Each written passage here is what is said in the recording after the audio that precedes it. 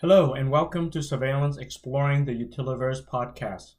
I'm Young Nago, your host and CTO at Survalent. The Utiliverse is our unique term for the ongoing evolution of the electrical utility industry. Our podcast will explore the industry transformative landscape from grid modernization, distribution automation, and renewable energy to critical conversations on climate change and decarbonization. These discussions will include subject matter experts who offer diverse perspectives on what drives our industry forward. Now, let's explore the Utiliverse together. Today, we are excited to welcome Amy Grice, the Chief Operating Officer of Peninsula Light Company. Amy has been a key part of Peninsula Light since 2011. With a focus on new operational technologies, she has significantly improved the distribution system efficiencies and outage response. Her expertise is backed by a Master of Engineering and Technology Management and an electrical engineering degree, both from Washington State University. Peninsula Light Company, serving over 30,000 customers, is a standout cooperative in Washington State. It is the second largest co-op in the state, with 8 substations, 33 feeders, and 1,000 circuit miles of distribution network. Penlight is a pioneer in utilizing advanced OT and IT systems such as ADMS, GIS, and innovative analytic tools, demonstrating commitment to cutting-edge utility management and customer services. Let's dive into our Utiliverse conversation with Amy about her journey in shaping Peninsula Light, her insights into operational technology, and the company's role in driving sustainable energy solutions. Greetings to our listeners and a warm welcome to Amy Grice, Chief Operating Officer of Penlight Utility, on the Survalent Exploring the Utiliverse podcast. Hi, Amy. It's great to have you with us today. How are you? I'm well. Thank you very much. I'm really looking forward to our chat today, especially diving into the what I would say a cutting-edge data management initiative at Penlight. I believe that with this world of grid modernization that we're entering or we're in the middle of, where big data, digital twins, advanced analytics, and operational automation are no longer just buzzwords. I think for consulting on the industry, they are realities shaping the future of utilities in North America. Actually, I'm quite intrigued about to understand how Penlight geographical location, right? The weather challenges that you face being on the West Coast of the U.S., and also the specific needs of your customers that are having influence, I believe, in your strategy on how you utilize one of the major investments that the utility have made in the AMI infrastructure, right? The high quality, high fidelity data, how could that be used to manage operation? Reflecting on the diverse needs of the utility customer base across US and Canada, actually, it strikes me, and I may have mentioned to you in past conversation, that Penlight actually stands out in the effort that you're leveraging the AMI data. Really, when we look across the almost 500 or over 500 customers in North America, no other utility, I think, would have the kind of data or the opportunity for you to leverage that, right? So we have a good range of topics that we'll be talking to Amy today. So from an opportunity and challenges, I believe your goal is to provide reliable, affordable, and interestingly, responsible power to its member. That's from the Penlight website. And maybe we explore that word. What does that mean, responsible power? So let's dive in. So appreciate Amy, if you can kind of take some time to introduce utility, talk about what the goals and objectives for your members and what are you investing in operationally along with the data to help serve the purpose or the mission of the utility. Yeah, absolutely. I'm excited to speak with you today and to share our story and a little bit about Peninsula Light and what we've been able to accomplish. Over the last 10 years, we have invested a lot of resources, both time and money, into developing our digital twin, which is really a replication of what is happening in the field back in the office. At the same time, we've continued to make major investments in the field equipment itself and the capabilities. So as you mentioned, the AMI was one of the large projects. Over that 10-year span, however, we've also invested a similar amount of money in high-end, high fidelity data from our reclosers.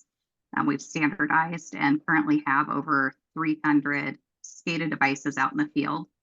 They are all using communications with a Verizon cellular modem and pulling at standard SCADA speeds. So backing up a little bit to explain who Peninsula Light is, we are a smaller cooperative in Washington State, just south of Seattle. We serve a little over 35,000 meters, 26,000 members. We were founded in 1925, so that was before the federal funding that sponsored and started a number of the co-ops throughout the U.S. We currently serve the Gig Harbor and Key Peninsulas, so we're shaped like a U, and 3 islands. We are the second largest co-op in Washington State, and we have 8 distribution substations, 33 feeders, and 1,000 circuit miles. Roughly 50% of our backbone, the 3-phase backbone, is still overhead. We have undergrounded the rest of it. So when we talk about 300 SCADA sites out on the system, those are all G&W Vipers with Schweitzer 651Rs. We have full sensing on both sides of that switch. And that includes both the overhead and the underground system. So we have roughly 50 switch cabinets on the underground system that have that same device as we've invested in the overhead as well. So when we talk about how much data we have coming in addition to our AMI, we have all of that operational information with SCADA enabled back into the Survalent full ADMS system.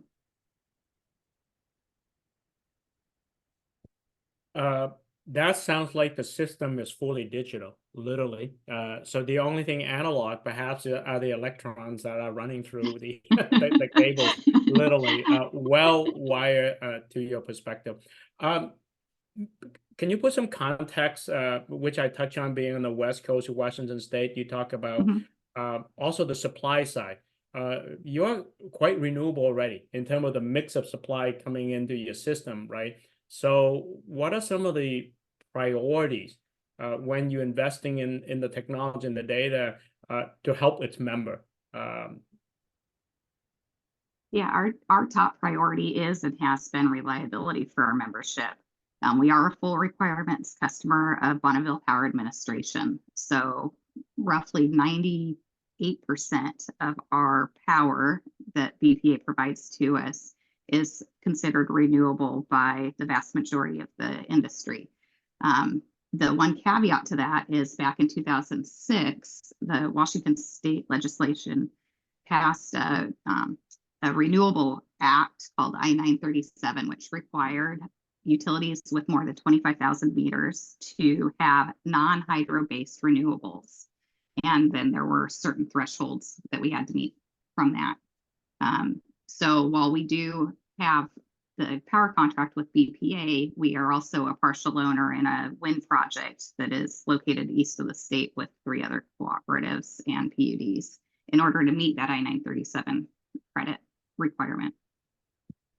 Right. I understand also that perhaps the load of Penn Light, that there's been some shift with maybe the warmer, what I would say, summer activities.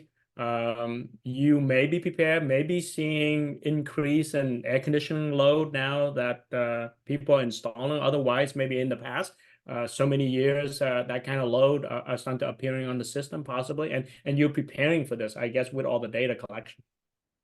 We are. We used to be a winter peaking entity, and that very much is no longer the only time that we hit our peaks of around 160 megawatts. The summertime with the hot weather that we've seen, which has been very abnormal and very different, and yet it seems to be more consistent. We have been seeing those same levels of load even in July and August due to the increase in air conditioning. Up here in Washington, it was not normal for a house to have air conditioning. Now with the heat pumps, and especially with a number of the new building code mandates that have been coming out from the state building entity, we are seeing the heat pumps with air conditioning on it by default. And so therefore, I don't think people truly are intending to add load during the summer. And yet that's very much what we have seen. Right. So to your point there, not just the load or the peak, the type of power going to the system, but now the load profile and the timing. So I think that in some way complicate or make things more complex on how utility understand the system as they behave over time or experience, but now having to address for some of these future. So I think let's dive into then the data side. So you talk about the number of SCADA devices, the AMI data, and I think the investment you've made in terms of your data center, the IT, OT infrastructure, how to bring all this stuff in and all the platform. Let's go through some of those major investment that you made. I think the journey has been at least 5 years now when you have evaluated some of these technology, try to make them work together. Would love to hear about your experience with now handling the amount of data that's coming in and how you're doing that infrastructure wise and operationally. Okay, absolutely. When I started at Peninsula Light in 2011, we had a legacy SCADA system. It did not have GIS embedded in it, and yet there was a desire to have an OMS fully functional and running 24/7. Our very first attempt at that failed miserably because our GIS data and that foundational, fundamental piece of the puzzle with the model that has to exist in order for OMS to run was not there. So we partnered with a group that we brought up and had them rebuild a full Esri model with a geometric network. We got accurate GPS information from every single pole and vault in the system. And we built out that connectivity model from the substation down to every single meter. The effort in order to maintain that going forward is still a challenge because our as-builting process and the capabilities of those systems between the staking and work order packages are still not really where they need to be to have that real-time integration in place so that as things change in the field, they're automatically brought back in. So that is still a continued area that we are constantly looking for improvements on. But when we looked at what was going to be our next generation SCADA system, we knew that that model had to be foundational. And so when we went to look for what other opportunities were on the market, Survalent continued to come up over and over again as the leader in this space. And so I believe it was 2016, 2017 was the first time that we brought that model into the Survalent system and then started building SCADA up from there. So even the very first time that we turned on Survalent, it had absolutely no SCADA enabled. It had the GIS system model as the basis. And part of that effort has been continuously working towards trying to replicate exactly what happens in the field back in the control center at the time it happens. So as this journey has continued, we have added in additional functionality onto Survalent's ADMS. And what's fantastic about it is the checkbox enablement of the licensing. So by default, everything's there. And as long as you want it enabled and you have the background, you have the data coming in, you can go checkbox it on and never really have to worry about redoing the fundamental piece of that software, which has been fantastic. The other aspect that we utilized was because we knew we were standardizing on the field equipment, and that included the relay configurations as well of the 651Rs. We chose from the start to use the control panels and the ID wizards so that as we brought in a new site, it was identical. And that has enabled us to be able to install a new recloser out in the field in a couple of hours and have it immediately back into Survalent within maybe 30 minutes worth of work. Part of that enablement has also been using something with the Survalent system for switch orders. So because we had the model in place first and foremost with the SCADA sites layered over the top, at this time, because we have so much capability out on the system with the communications and the rock solid communications to those devices as well, the switch order capability, we can hit a single button and within 5 minutes, and it's really nerve-wracking to sit and watch this happen, but we can offload an entire substation so that our crews can go work in it in a de-energized state. The first 2 times we did it, it was everybody sitting around the control center watching the screens going, are we okay with this? Are we sure? but we had walked through it already, very slowly, step by step with a person in the middle. We knew that it was going to work the way we intended, and then hitting that one button and having an entire substation offloaded in less than 5 minutes is just a remarkable situation to be in. To your point, there are lots of efforts around setting up what we believe is foundational, the network model itself. That's the starting point where things could be connected in the field, the sensor, and the type of data that flow in it, and really put things in context and allow the automation that you just highlighted that makes it happen. Let's talk about the AMI infrastructure that you have. That's certainly something that Survalent on the R&D front has been engaging with your team to understand what is feasible. But it's quite amazing when you talk about being able to get 5-minute interval data and 1-minute PQ data. You also have disconnect switches in that network. Boy, a lot of potential when you mine that data, both in real time in a forecast interval. But I believe Penlight has done very well, and I believe you're very proud of what you've been able to put in place, and now it's just a matter of leveraging that. So welcome some thoughts around that. And I believe you've spoken certainly at conferences around this capability. The data is the new gold or the new oil, whatever we want to call it. And that level of high fidelity and high quality is amazing. Our system really is remarkable, and it is something I am very proud of being able to deliver for Peninsula Light and our membership, and driving the industry and the utilities that will hopefully follow in our footsteps forward to take advantage of what is possible is really exciting to be in a lead position on this. Just to put in perspective, out of the 35,000 meters, we have 29,000 residential 200 amp disconnect switch capable meters.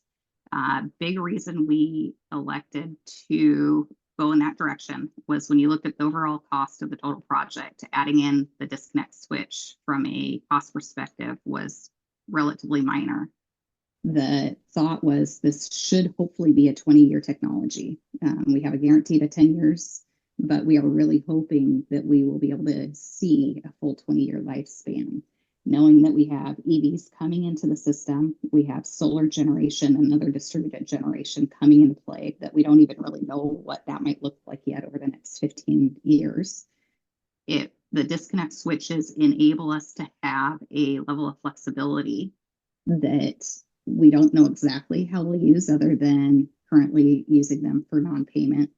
Or for if there is some minor work or anything like that.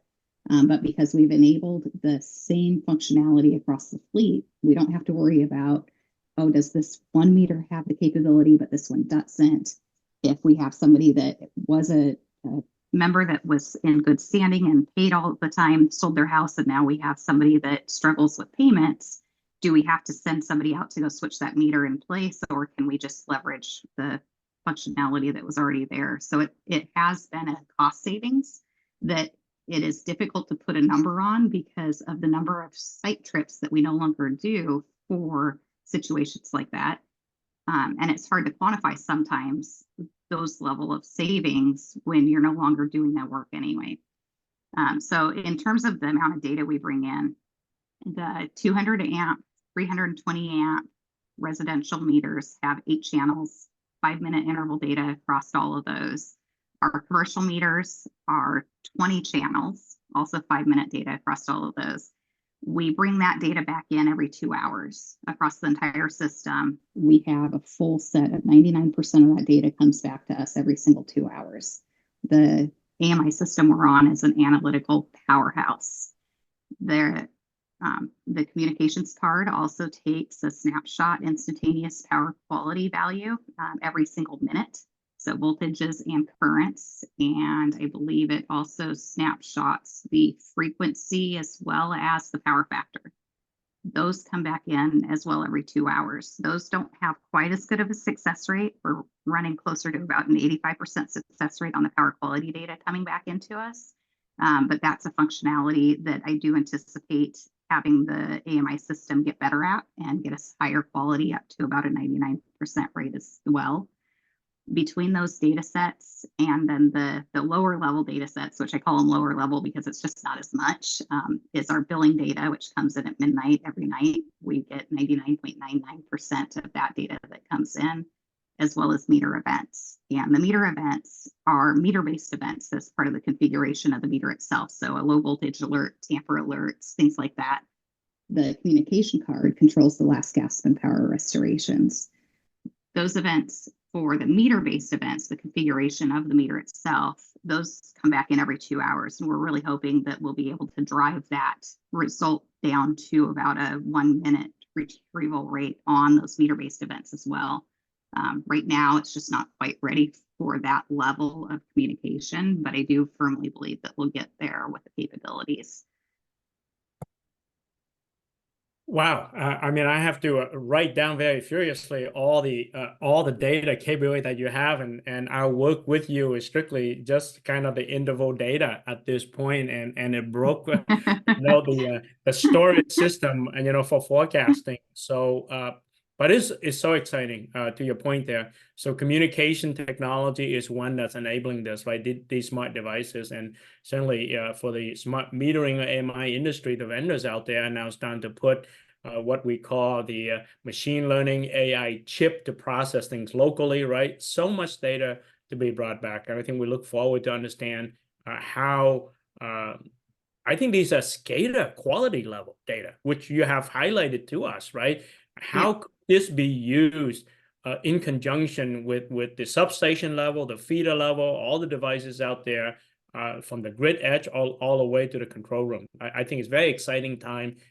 With the amount of data that we have coming in from the meters, we've been able to do some pretty remarkable analysis already. It is always after the fact. I would love to see that get closer to real time. Part of my background when we looked at AMI solutions, coming from a 10 plus year SCADA experience, was looking at how do we leverage meters that are end of line devices by default. How do we use that information for more than just billing? We had been on an AMR system for 15 years prior to looking at the next generation of AMI. So we knew that we could bill. That was fundamental, foundational, not a question. When we looked at what were we going to do different with the next generation AMI, it was really about operations capabilities, real-time information coming back into the control center and enabling the dispatcher to have even more information than just the SCADA devices coming in. So as part of that decision and future forward look, when we partnered with the AMI solution and started bringing in the amount of data that we do, which is roughly a terabyte of data a year.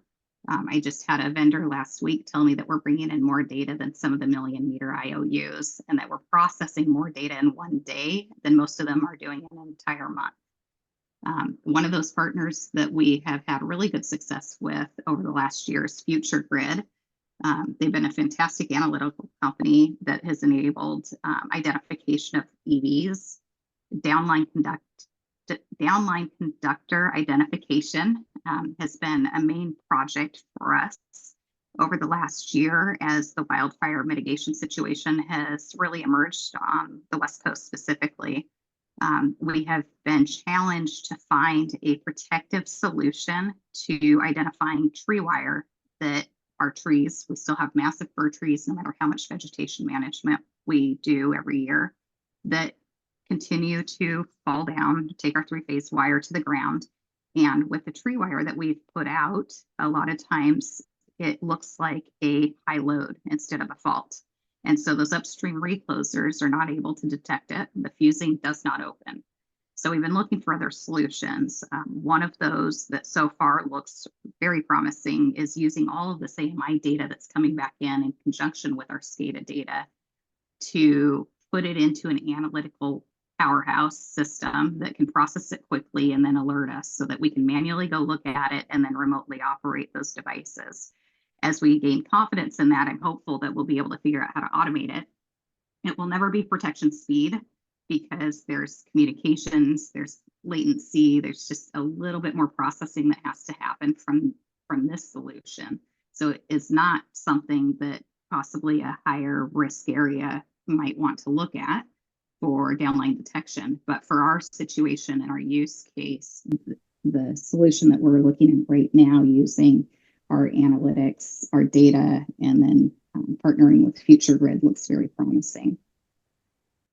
Yes, I think that's when I heard about the effort that you look to use the AMI data for the downline detection, certainly on the west side of the country and some of the wildfire, forest fire situation. That's quite interesting.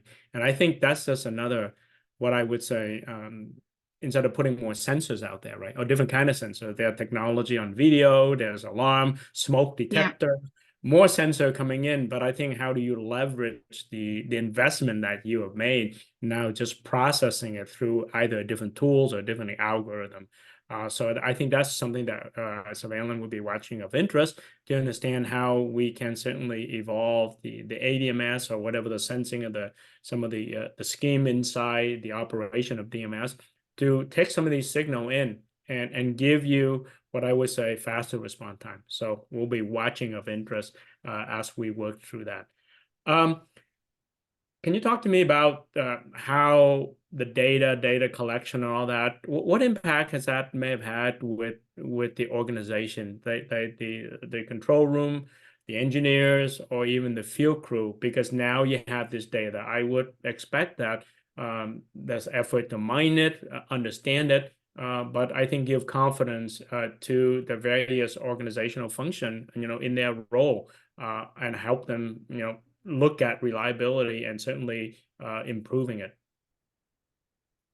One use case that we had no idea even existed for us before AMI went in was watching for transformers that had tap changers on them. We had not tracked them from an engineering and operations perspective. Most of us are newer in the last 10 years, and the majority of these devices, the transformers, had been installed 30 years ago. So that legacy knowledge of where they were and that they even existed was not something that any of us had on our radar at all. So AMI comes in, we start really processing the data, we start looking at the transformer voltage information that was now coming in, and we started to be able to pinpoint those locations that the tap changer over the years had been set up for a specific instance in time based off of a single snapshot of load that they at some point obviously had gone out and looked at manually, but then never went back to. And so we didn't have anything that was outside of our legal requirements in terms of service, but we did have a large number of locations where we went back and lowered those taps so that the voltage was more in line with the rest of the system. So again, another capability of the system of the AMI data that we had never even identified as a business case reason to use it, to install it, and then bring in the amount of data that we were, and yet something that allowed us to provide even a better level of service to our members. So that was really exciting to see and be able to quantify what kind of value the amount of data we are bringing in.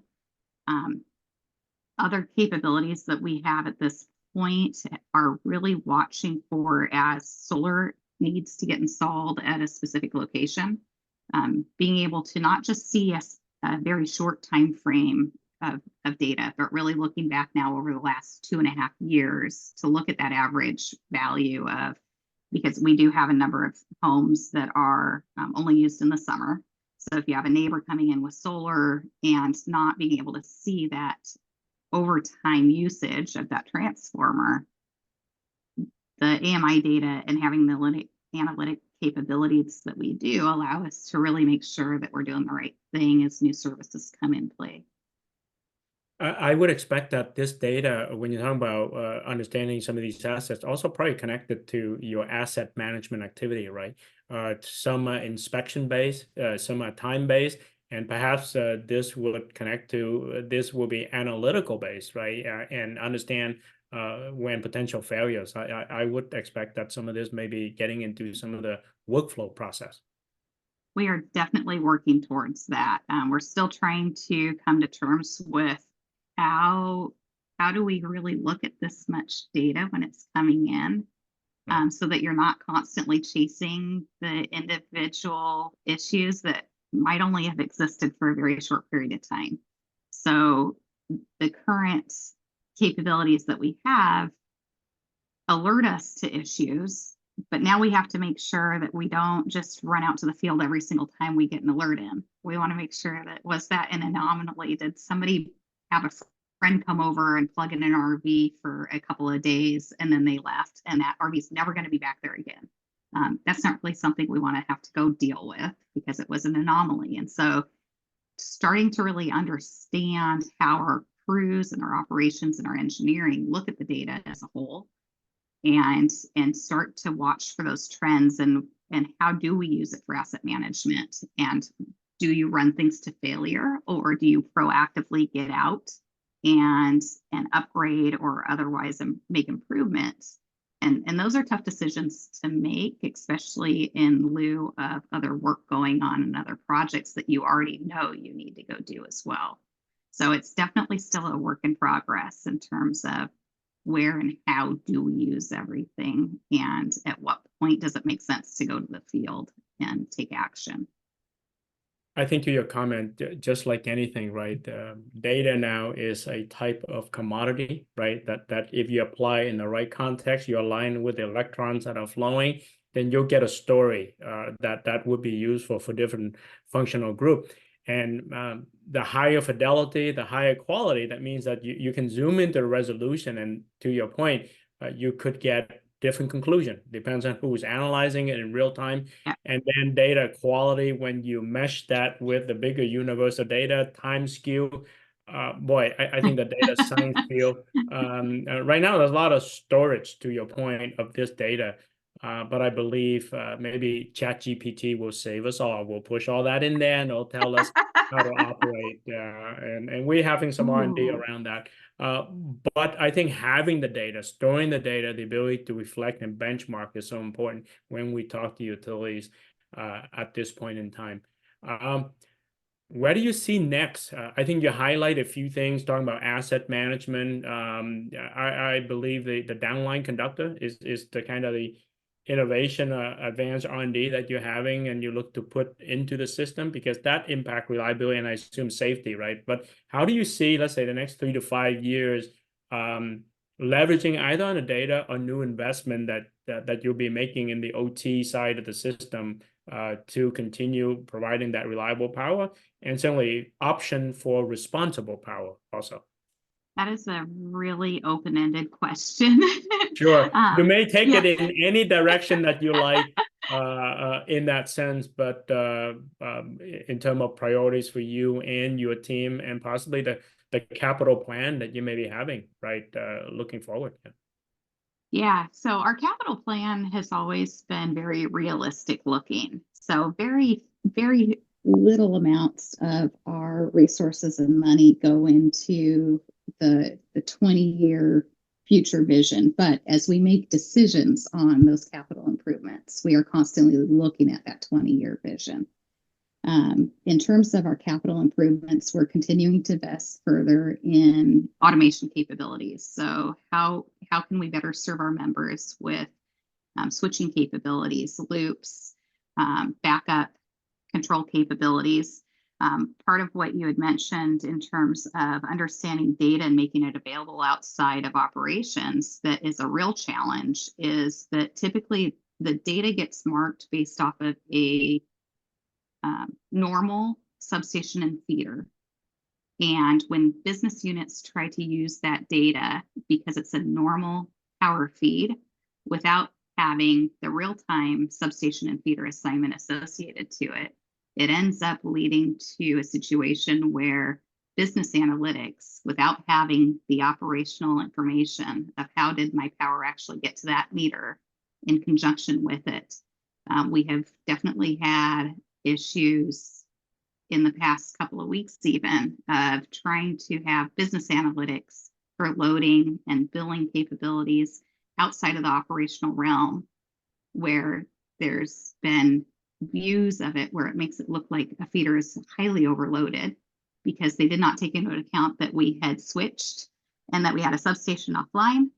And what they were looking at was really not an accurate representation of what was going on with the system at large. And so between that, and then you'd also mentioned time stamping. Time is, especially being on the West Coast, where a lot of time references for some of our cloud-based systems can be time stamped with Eastern time or even at times UTC time. And for some reason, updates to certain systems like to default back to UTC time. And if you don't catch that or understand what you're looking at to then question a result from an analytical report, it takes both an electrical engineering, an operational view, and a data analytics knowledge base to really be able to take advantage of the amount of data we have and the analytics that we have set up to monitor and report on what's going on with the system.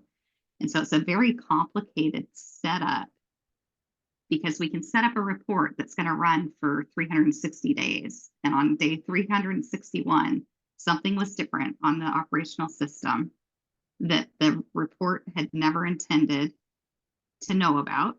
And so you have these corner cases that then flag up that if you don't know to question it, will look like everything is broken and nothing works. And so trying to preemptively understand and then know about that to train the real-time operations group that's watching all of this has been a learning process for everybody here. You raise a very important point about who does the data analytic in what context, time domain. I grew up in the engineering process industry. So to your point, UTC time, daylight saving time, when it's switched, things have break in the system, right? We're missing that hour, and how do we align all that? So I think there's very much an appreciation. And back to your point, the grid model, right? That conclusion, is not an as-built, it's an as-operated at that time, and now that ever-evolving grid are dynamic. So even what was thought to be right, the planning, the forecasting domain just have gotten shorter and shorter. And I think these are some of the effort that we're working with you to understand how this data could certainly apply in the appropriate grid connection, because we still have a lot of physics, right? How the electron get from one end to the other, that sometimes that context is missing in the data lake itself. And that needs to be the framework where how the data is analyzed. So very, what I would say, reflective of the things we see. And I think you're going through that process with the things you're looking to do, I would expect. Yeah. So back to the rest of the capital improvement and kind of future forward looking projects too, with that model being the foundational piece of everything that we're doing. All of our work that we've done over the last 10 years has really driven us to that true digital twin. We use Esri core product. We do not have anything that layers over the top or provides any extra intelligence on top of it. So our current version with the geometric network is obviously coming up to end of life here. So over the next year, a major push for us is to move to the utility network model, which we're very excited that Survalent already is planning on supporting and already moving in that direction with us. So that won't be holding us back at all, so that we can take advantage of these new tools that Esri will have available out of the box to continue to drive towards this concept of a true digital twin and being able to get information from the field as it occurs back into the control system as quickly as possible with high fidelity and high confidence levels. And when that breaks or it doesn't happen, you know about it. Because on the flip side of all of our efforts, it's always knowing when is something not working that you think is.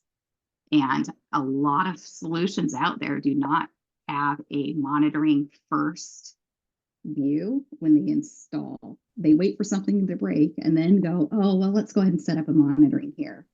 And so having a control system at our core, which obviously with our Survalent ADMS is our foundation piece of this, because it was SCADA first, and you know that SCADA has to be online, it has to be operational 24/7, 365. And the minute something's not working, we've got to be able to alert on it.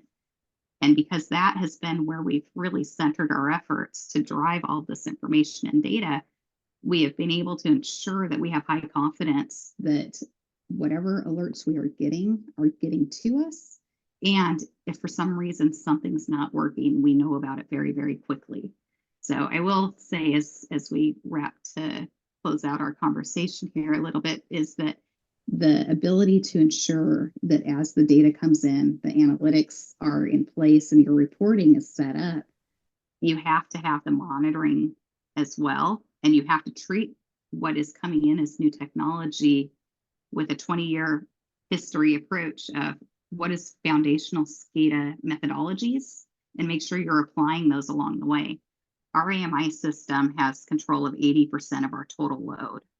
The one thing that scares me very much is that because that AMI system was not necessarily built as a control system first, that now that they control 80% of our load, if anything were to ever happen, and those disconnect switches all open at once and drop that much load off of our system, because it was not a control system first and foremost, how do we mitigate that risk to ensure that that can never happen? Our SCADA equipment is built for that security and that confidence level, and 24/7, 365 for 50 years. The AMI systems were not built for that from the start, and yet we are using them in that way now. So how do we continue to drive that area of our industry that is new, that does not have the background of SCADA at its core, even though we're now leveraging that information and that data and that capability back in our control centers? So I think that's a huge part of where we'll be continuing to push the other vendors that are not a SCADA background, history and experience levels, so that as we do rely on these new technologies in the dispatch center to make real-time decisions, that we know we're going to be able to rely on that information. So I think to the point to maintain redundancy, resiliency, we didn't even touch on cybersecurity and all of this other stuff. Maybe that's another topic for the podcast. To your point, ultimately the OT or the operational side cannot rely on only one set of control data, right? So it has to balance all of this, and there's a hierarchy of decision making. And I think this is where Survalent is working with our customer base, Penlight, you, to understand where some of these priorities and how to leverage the infrastructure you have and the data that you have. So you mentioned and share some thoughts around what you believe is important about data. Any final word of wisdom before we close out this podcast to your peers? I think you mentioned about vendors also. Was that the comment that ensuring OT and control, or anything else that you like to share? Because I believe, definitely, as I said in the beginning, Penlight is at the forefront of a lot of this. And I think utility will be surprised, or the vendors in the market will be surprised about the data, the cloud, and all of this other activities that are going to this space. So I think my recommendation for other utilities that are looking at how to continue to move forward with technology and not get overwhelmed is know what your end goal is. Look at what you think your operations and your business is going to need in 10 and 20 years. And as you are making decisions on projects and investments today, keep that goal in mind. You might have to make incremental changes. For us, our very first step was to go build out our system model and ensure that we had connectivity and an impedance model from the substation to the meter. And we built from there up.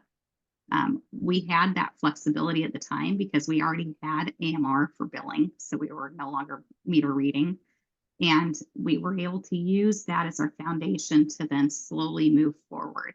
Had I come into the utility 10 years ago and said, 10 years from today, we're going to have 300 Viper STs with 651Rs on everything and an AMI system with full disconnects, I would have gotten laughed at. But because we slowly have built this out and have addressed the internal changes that are needed, we've worked and explained along the way with the crews that have to actually go out and operate and maintain the equipment. And the business as a whole has seen those incremental improvements along the way without it being this massive, huge undertaking that got thrown at them all at once. So going forward, I would say keep that end goal in mind at all times. And even if there's a slight investment today that you may not be able to take advantage of for the next few years, it gives you the flexibility going forward to be able to pivot very quickly, as I call them the truths of the day. As those change, how do you not have to turn around and go reinvest in something that just got installed 5 years ago, or have to tell somebody, no, we can't do this cool new thing that we think we should be able to do because we just did this other thing 5 years ago? So keeping that flexibility in place, making small incremental investments, even if it means a 5% adder today that you are not going to use right now, but it gives you that extra flexibility going forward. That's really what has made us very successful over the last 10 years to be where we are right now, to be able to have the capabilities in front of us and really have an open-ended idea stream of how can we take advantage of what we have built out now, where the incremental cost now going forward is minimal compared to what we've already invested. And that's really, to me, what's exciting and what makes me come into work every day and go, what else are we going to do? Because I never really know. And yet we are constantly able to solve problems that have just arose with the capabilities that are already out. So as you mentioned, with the AMI being part of a solution for downline conductors, or for transformer loading, or for even being able to isolate a backfeed situation from a net meter from a generation source that nobody even told us had gone into a house.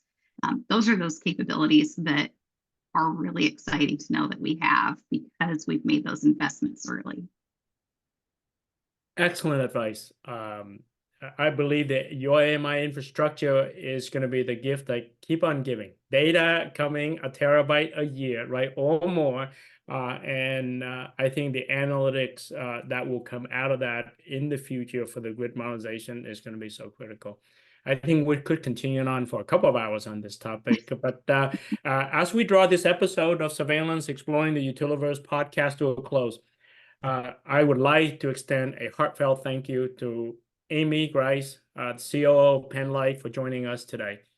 It's been a very enlightening conversation, and we cover a lot of ground today. We delve into the intricacies of grid modernization investment, the pivotal role that Peninsula Light sees big data and advanced analytics to support utility operations. Amy's insight into how these elements play into the broader mission, ultimately focusing on the customer, right? Providing reliable, affordable, and responsible power to its member, quite fascinating.